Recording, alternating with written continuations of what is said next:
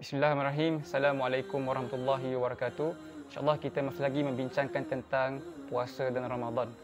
Dalam Al-Quran, hanya satu kali Allah SWT menyebut perkataan Ramadan, iaitu pada ayat yang 186, surah Al-Baqarah ayat 186.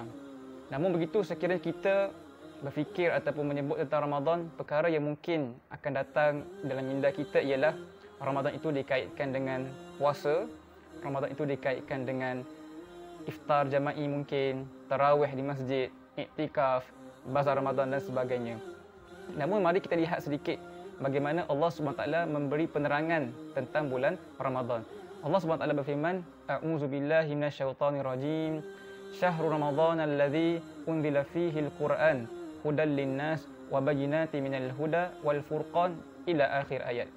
Apabila yang bermaksud Syahrul Ramadan, bulan Ramadan, allazi unzila fihi al-Quran, iaitu padanya diturunkan Al-Quran sebagai petunjuk bagi manusia, penjelasan bagi petunjuk dan juga sebagai furqan, sehinggalah akhir ayat.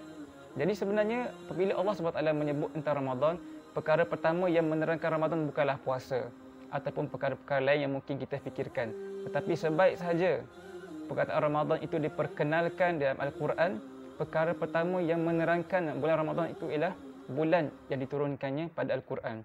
Sebenarnya ayat ini cuba untuk mengajak kita berfikir dan memahami bahawa antara perkara yang penting dan signifikan tentang Ramadan ialah bukan sekadar berpuasa, tetapi ia adalah bulan Al-Quran.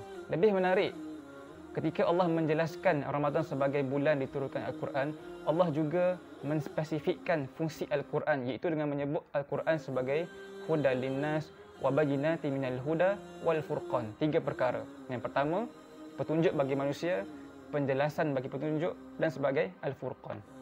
Sebenarnya ayat ini telah pun diturunkan pada tahun kedua Hijrah.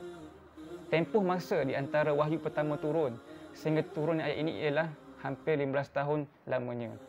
Sekiranya kita memahami, mungkin pada tahun ke-15 ketika para sahabat mendengar ayat ini, mereka telah mengetahui bahawa Al-Quran itu fungsinya sebagai huda, fungsinya sebagai bayyinah, fungsinya sebagai furqan.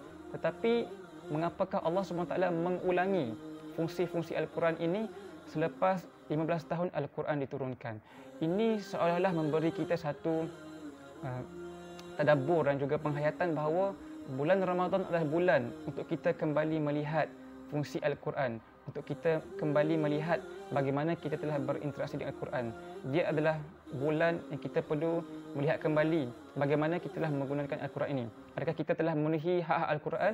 Adakah kita telah memanfaatkan Al-Quran sebagai hudan linnas wa bayyinatin minal huda wal furqan? Maka marilah kita sama-sama mengambil ayat ini sebagai satu pedoman untuk kita jadikan bulan Ramadan kita pada tahun ini sebagai bulan yang penuh dengan aktiviti-aktiviti tentang Al-Quran, bulan yang diserikan dengan usaha-usaha untuk kita memahami dan mendalami ayat-ayat suci Allah Subhanahu Wa Taala. Insya-Allah kita bertemu lagi. Assalamualaikum.